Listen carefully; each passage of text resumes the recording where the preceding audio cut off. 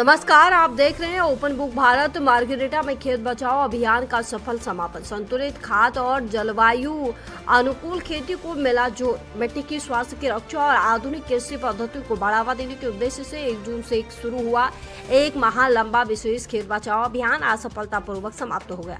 अभियान के अंतिम दिन का मुख्य कार्यक्रम मार्गरेटा विकासखंड के सभागार में धूमधाम से आयोजित किया गया। असम कृषि विश्वविद्यालय के अंतर्गत citrus and plantation crops research station AAU CPRS Tinsukia और कृषि विज्ञान केंद्र KVK तिनसुकिया के संयुक्त प्रयास तथा जिला कृषि विभाग के सहयोग से चलाए गए इस जागरूकता अभियान में मार्गरेटा विधानसभा भास्कर शर्मा की विशेष प्रेरणा और Uday Bhaskar farmer producer company तथा उदय कृषि फार्म के सक्रिय सहयोग से कार्यक्रम संपन्न हुआ।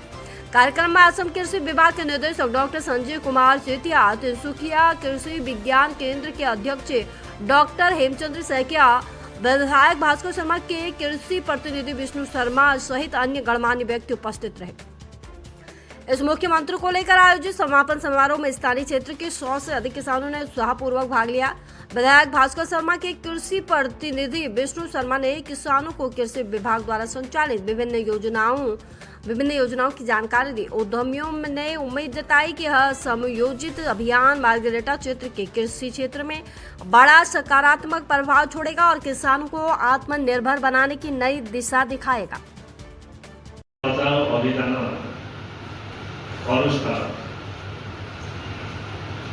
उदय भास्कर फार्मार प्रोड्यूसर কোম্পানিয়ে আয়োজন করা এই ভারতের প্রধানমন্ত্রী ডাঙরিয়া খেত বচাও অভিযান আজি আমার অন্তিম দিন এই অভিযান এখন চলাইছে।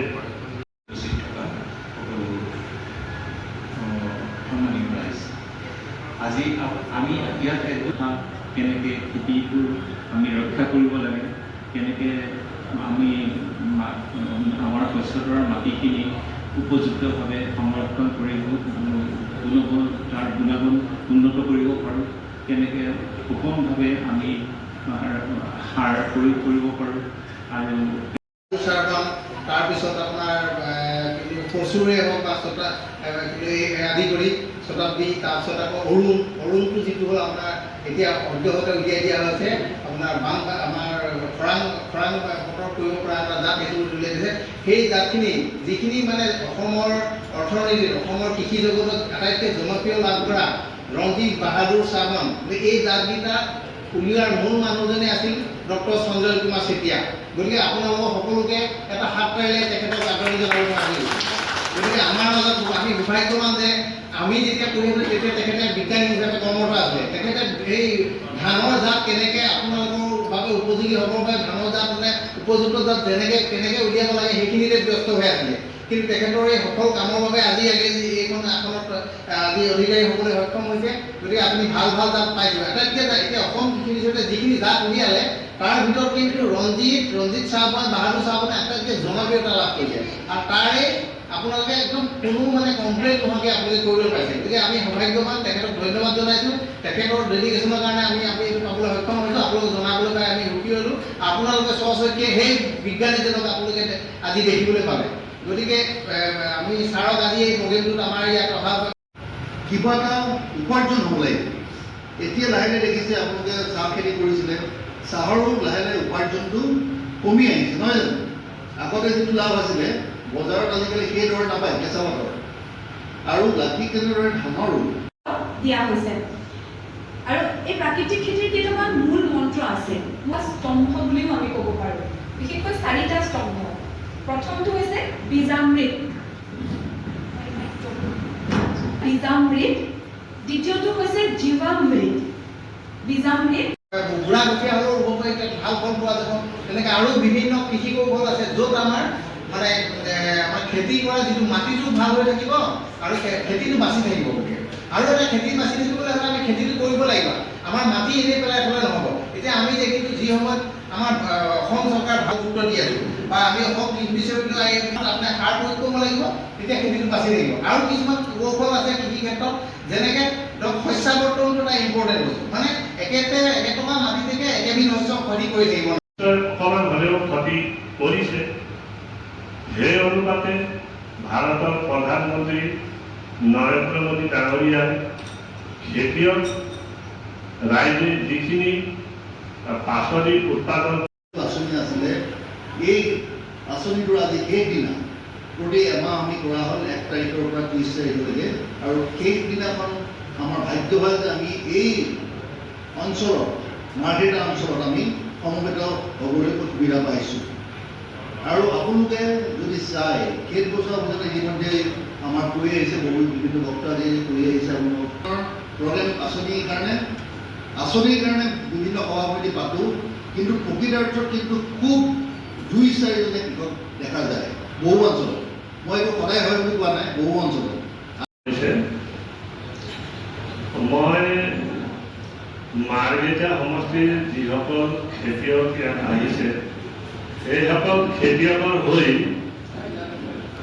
আমাৰ agriculture scientist doctor Sanjay Kumar Chetia ছাৰলৈ এটা অনুৰোধ ৰাখিব বিচাৰিছোঁ।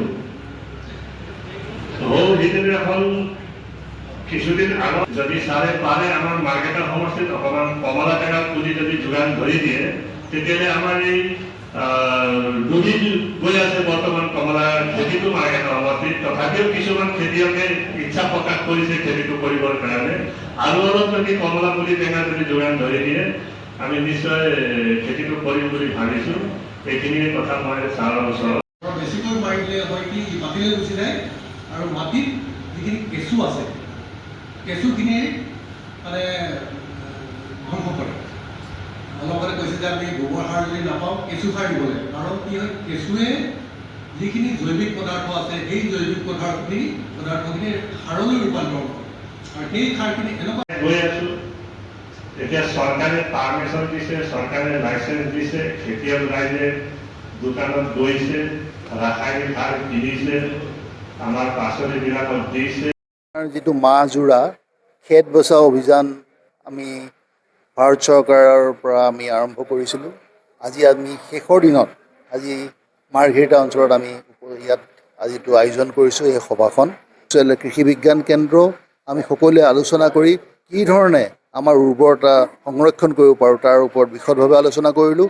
আৰু অসম চৰকাৰৰ পৰাও এনেকুৱা ধৰণৰ বহুকেইটা প্ৰচেষ্টা হাতত লৈছে। বহুকেইটা বায়' ফাৰ্টিলাইজাৰ ইতিমধ্যে অনুমোদন কৰি উলিয়াইছে কৃষক ৰাইজৰ বাবে।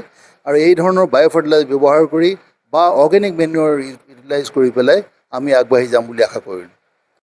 আজি মাৰ্ঘেৰিটা উদয় ভাস্কৰ ফাৰ্মাৰ প্ৰডিউচাৰ কোম্পানীৰ নেতৃত্বত আৰু আমাৰ মাৰ্ঘেৰিটা সমষ্টিৰ জনপ্ৰিয় বিধায়ক শ্ৰীযুত ভাস্কৰ শৰ্মা দেৱৰ উদ্যোগত আৰু আমাৰ তিনিচুকীয়া জিলা কৃষি বিজ্ঞান কেন্দ্ৰৰ সহযোগত আজি আমি মাৰ্ঘেৰিটা সমষ্টিৰ এই ব্লক অফিচৰ সভাকক্ষত খেতিবিলাক কৰিব লাগে। বহুত ধুনীয়াকৈ সুচাৰুৰূপে তেখেতসকলে আমাৰ খেতিয়কসকলক বাকী খেতিয়কসকলক তেখেতসকলে জনালে আৰু আমি খুবেই আজি